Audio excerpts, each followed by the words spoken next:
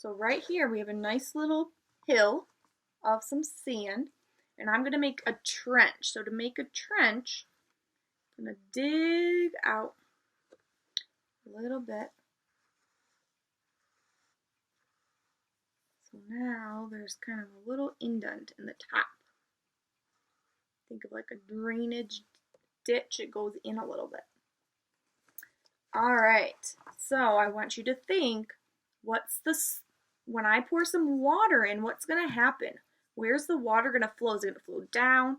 Is it going to flow off to the side? Is it going to flow straight down? So think of where your water will flow when I pour it right into the trench.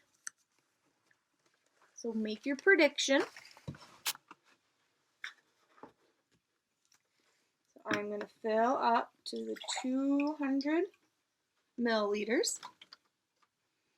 I'm just going to slowly pour it in.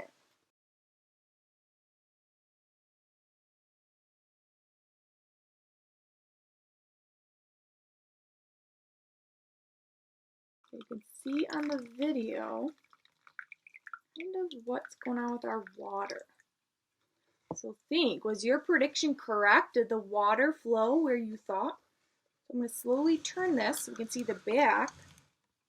So the back is all wet, and you can see in the front, this top part is all wet and it's slowly starting to trickle down. So it didn't all just come down right away. It filled in the bottom part of our sand.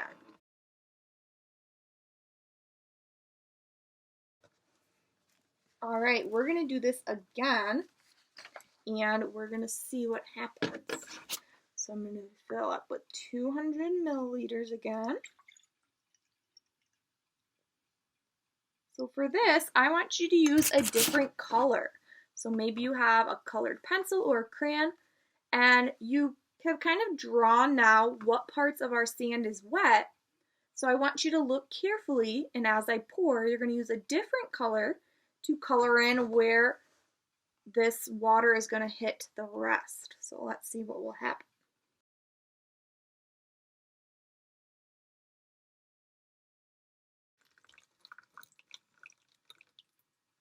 All right, let's see what we noticed. So let's turn it to the side.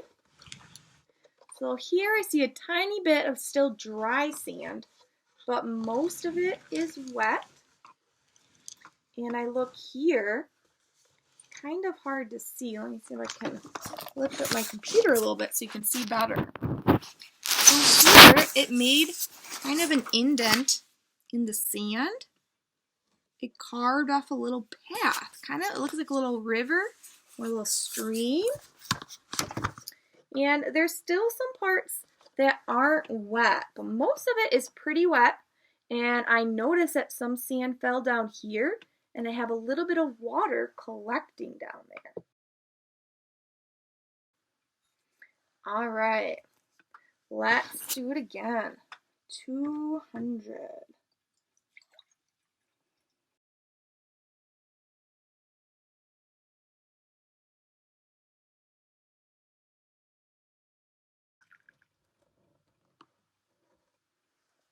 All right, let's look now. On my computer, it's probably easier to see. So now it looks like we have what we usually will call a vernal pond.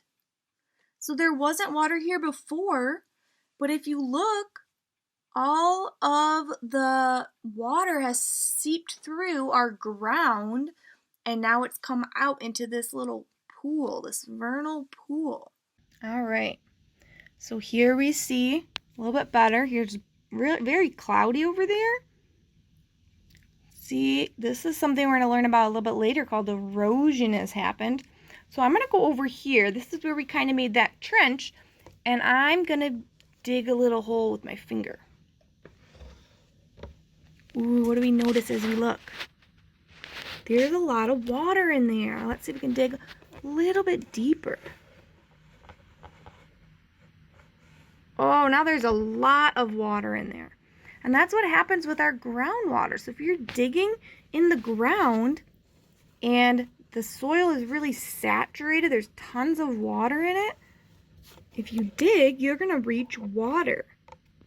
So here, all the spaces in between were kind of filled up with water. So there wasn't any more space, so then it started to flow out. That's why we have some flooded areas sometimes around the playground. All right, so I'm going to pour a little bit of our contaminant in. We're going to call this a lake now. So imagine that this is a lake. So it's nearby this sandy shore. And we want to see what happens. Are we going to get a lot of contaminant, this harmful chemical? How is that going to affect the water?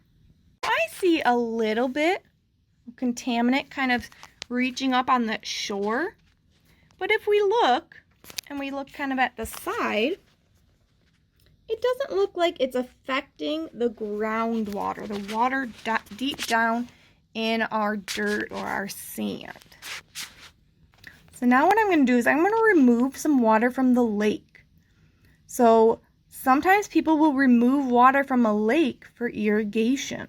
So they might use that water for people to drink or for using in our pipes so we have water at our houses. So I'm going to use my turkey baster and I am going to remove some water. All right. So we're going to be irrigating a little bit of this water. We're going to be using it for things like water for our shower, maybe water to water our lawns. And then there's a big rainstorm. So we get some more water on our slope. So let's see what happens. So what do we notice? I noticed that the water that was there, that was orangey or pink, is now getting better. So we might have some more irrigation. Now there's more people. They need more water. More people have moved into this neighborhood. So we have to keep taking more. And we have a big rainstorm again. Here's our rain.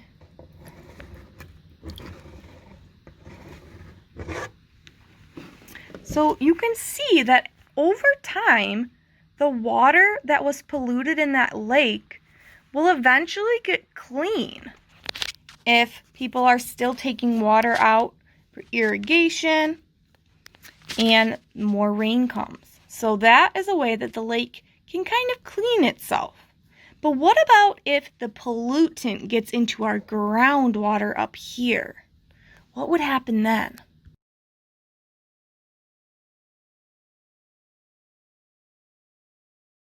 So maybe somebody pours some harmful chemicals on their grass, or you're using pesticides on your lawn that are harmful.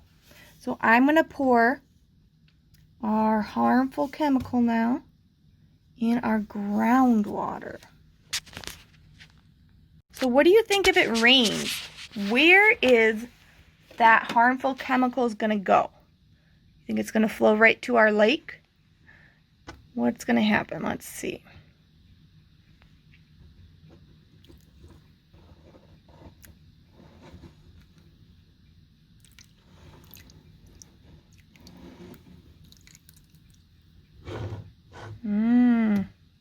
We see some that are going into our lake. Our lake looks very polluted again.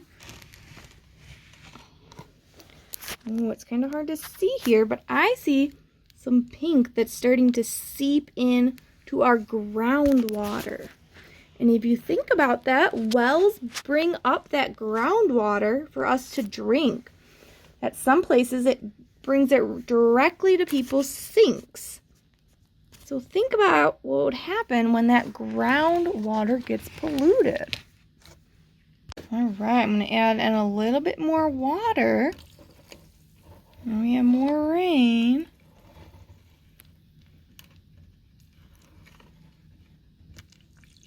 Ooh, there's even more pink seeping down deep into our groundwater.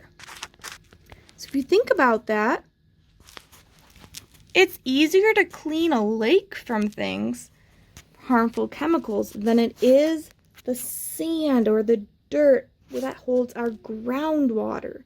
So if that gets polluted, that can really impact the quality of water we have.